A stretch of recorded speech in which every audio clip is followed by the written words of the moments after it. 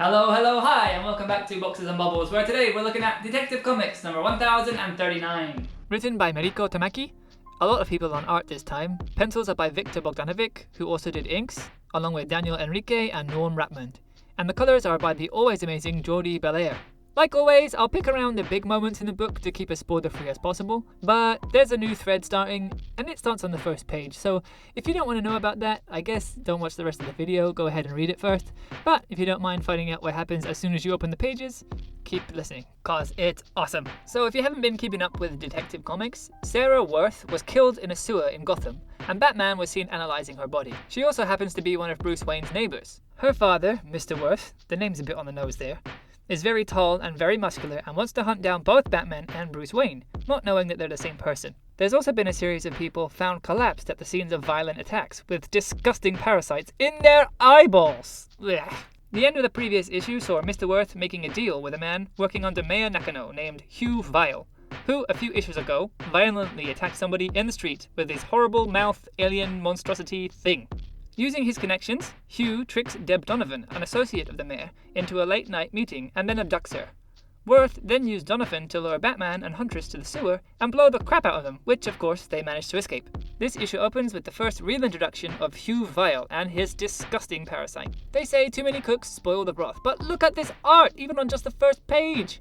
I love this layout with these 3 slices and the thing coming out of his mouth with all that liquid, whatever that is. That's horrible! I love it! The colouring is just so awesome with this like neon yellowy green. It really looks like this thing is glowing thanks to that colouring and the shadows around the rest of his head. I just love this as a first page. It's so nasty. It's cool.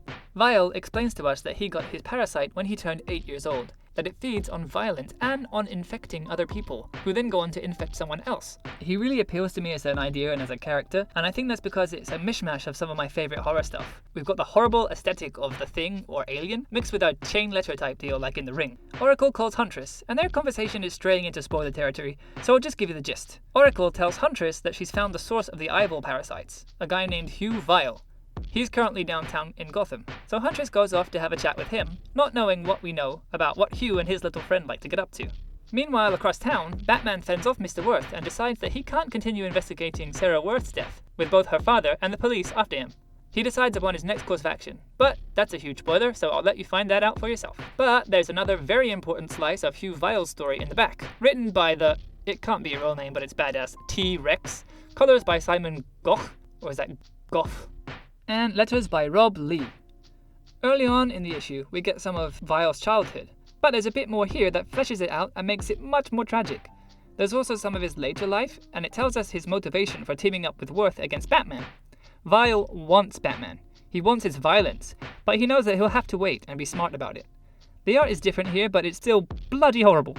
Batman has always been a grittier character, but if this book turns into a full-on Cronenbergian gross horror story, I'm so down for that. My only minor complaint so far is that the parasite seems to kind of eat the concept of violence for literal sustenance for its host, and that's a little bit of a thin excuse for making a violent character. And while I do find a bit of over-the-top violence fun now and again, I hope that there's a bit more to it as the story continues. So, as you might be able to tell, I get a bit of a kick out of gross monsters. But that's all for this one. And if you're interested in any other books that came out recently, make sure to check out the rest of the channel for some more spoiler-free reviews and follow along on Twitter at Boxes and Bubbles to hear about more comics I didn't have time to make videos for. That's all for this time, but I'll catch you on the next one.